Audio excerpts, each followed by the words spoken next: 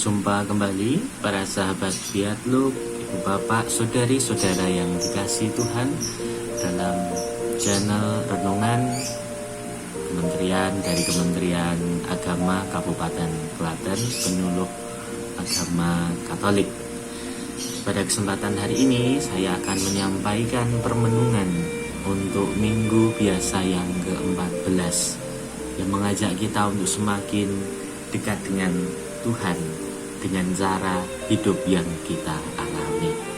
Kita akan mendengarkan dari bacaan Injil dari Lukas 10 bab 1 sampai 12, dilanjutkan dengan 17 sampai 20. Inilah firman-Nya. Sekali peristiwa Tuhan menunjuk ke-70 murid. Ia lalu mengutus berdua-dua dan mendahuluinya dari setiap kota dan tempat yang hendak dikunjunginya. Katanya kepada mereka, "Tuaian memang banyak, tetapi pekerjanya sedikit. Sebab itu mintalah kepada Tuhan yang mempunyai tuaian, agar ia mengirimkan pekerja-pekerja untuk tuaian itu. Pergilah, camkanlah. Aku mengutus kamu seperti anak domba ke tengah-tengah serigala. Janganlah membawa pundi-pundi atau bekal atau kasus, dan jangan memberi salam kepada siapapun selama dalam perjalanan. Kalau masuk ke suatu rumah, katakanlah terlebih dahulu, damai sejahtera bagi rumah ini. Dan jika di situ ada orang yang layak menerima damai sejahtera, maka salammu itu akan tinggal padanya. Tetapi jika tidak, salammu akan kembali kepadamu. Tinggallah dalam rumah itu, makan dan minumlah apa yang diberikan orang kepadamu. Sebab seorang pekerja patutlah mendapat upahnya. Janganlah berpindah-pindah rumah. Jika kamu masuk ke dalam sebuah kota dan diterima di situ, makanlah apa yang dihidangkan kepadamu, dan sembuhkanlah orang-orang sakit yang ada di situ. Katakanlah kepada mereka, kerajaan Allah sudah dekat padamu. Tetapi jika kamu masuk ke sebuah kota dan kamu tidak diterima di situ, pergilah ke jalan-jalan kota itu dan serukanlah, juga debu kotamu yang melekat pada kaki kami kebaskan di depanmu. Tetapi ketahuilah kerajaan Allah sudah dekat. Aku berkata kepadamu, pada hari itu Sodom akan lebih ringan tanggungannya daripada kota itu." Sesudah menyelesaikan perutusannya, ke-70 murid itu kembali dengan gembira dan berkata, "Tuhan, setan-setan pun takluk kepada kami demi nama-Mu." Lalu kata Yesus kepada mereka, "Aku melihat iblis jatuh seperti kilat dari langit. Sesungguhnya aku telah memberi kamu kuasa untuk menginjak-injak ular dan kalajengking, dan kuasa untuk menahan kekuatan musuh, sehingga tidak ada yang dapat membahayakan kamu. Namun demikian, janganlah bersukacita karena roh-roh itu takluk kepadamu, tetapi bersukacitalah karena namamu terdaftar di surga." Demikianlah sabda Tuhan. Terpujilah Kristus. Saudara-saudari yang dikasihi Tuhan, sahabat Fiatluk dimanapun Anda berada, setiap dari kita ketika menerima sakramen baptis, kita menerima perutusan sebagai bentuk perwujudan iman kita, dan perutusan itu diberikan Tuhan kepada kita. Secara umum kita diangkat dalam imamat umum, bukan imamat jabatan. Imamat jabatan itu mereka yang menjadi imam. Imamat umum itu kita yang menerima sakramen baptis. Kita menerima 3 perutusan sekaligus dalam sakramen baptis yang kita terima. Yang pertama menjadi imam, yang kedua menjadi nabi, dan yang ketiga menjadi raja. Apa yang dimaksud di sini? Menjadi imam berarti kita menunaikan tugas kita menguduskan. Bukan seperti imam yang atau pastor-pastor yang menguduskan dengan mempersembahkan kurban ekaristi. Tetapi kita menguduskan diri kita dan orang-orang yang ada di sekitar kita lewat doa-doa kita, lewat relasi dan perjumpaan personal kita bersama dengan Tuhan dalam setiap kehidupan kita. Disitulah kita mengambil peran menguduskan sebagai imam dalam jabatan imamat umum. Sebagai nabi, ketika kita mengajar di sini bukan sekedar hanya mengajar, tetapi sungguh-sungguh menunjukkan jalan yang benar bagi sesama kita yang mungkin dalam jalan itu tidak lurus tetapi agak belok sedikit, lalu kita luruskan.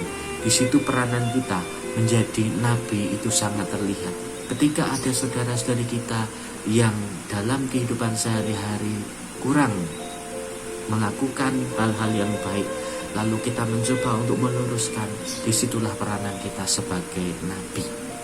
Dan yang ketiga, sebagai raja ketika memimpin. Sebagai awam, kita pasti memiliki kepemimpinan, setidaknya memimpin diri kita sendiri untuk berbuat baik dalam kehidupan kita. Memimpin keluarga yang dipercayakan kepada kita, memimpin anak-anak kita, memimpin siapapun yang kita pimpin dengan semangat kerendahan hati. Disitulah kita mewujudkan tugas kita sebagai raja. 3 tugas inilah yang kita emban, sebagaimana yang diemban oleh ke-70 murid yang dalam bacaan hari ini kita dengarkan. Mereka diutus oleh Tuhan dan mereka merasa bergembira ketika menyelesaikan tugas perutusan itu. Akan tetapi kalau kita cermati dalam akhir bacaan, ke-70 murid ini menjadi sombong ketika menceritakan, men-sharingkan pengalaman ketika diutus, ketika setan-setan takluk kepada mereka. Mereka justru jatuh dalam kesombongan. Mereka kurang menyadari bahwa ketika setan-setan itu tunduk kepada mereka, sebenarnya itu semua dari Tuhan, bukan karena kekuatan mereka pribadi. Privilegi-privilegi khusus yang mereka terima itu dianggap sebagai kekuatan dari mereka sendiri. Tetapi yang perlu diingat adalah bahwa mereka bisa melakukan itu karena Yesus mengutus mereka dan memberikan kekuatan dari Allah kepada mereka.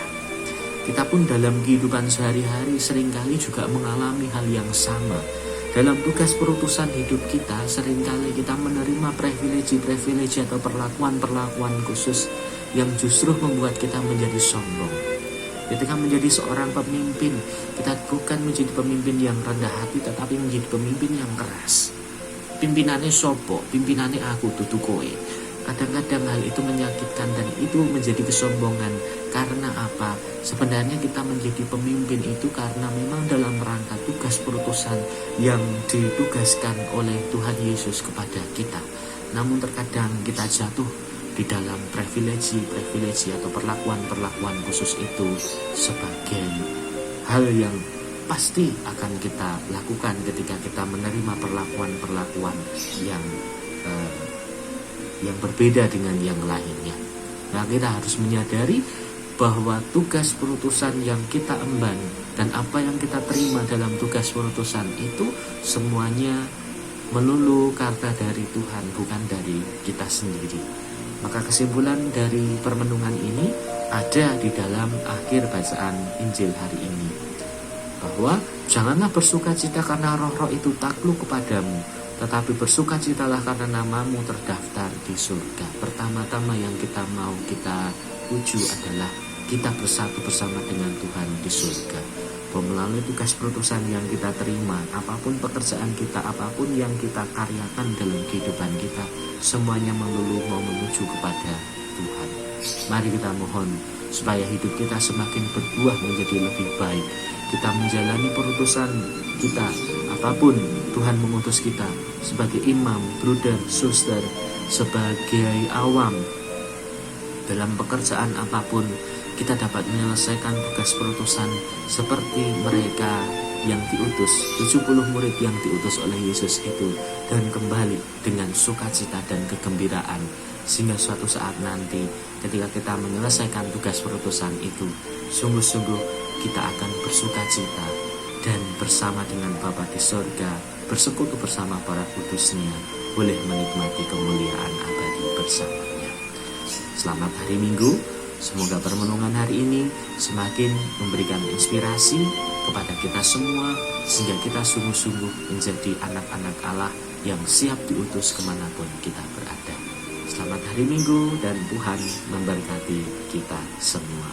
Salam cinta untuk kita semua. Berkah dan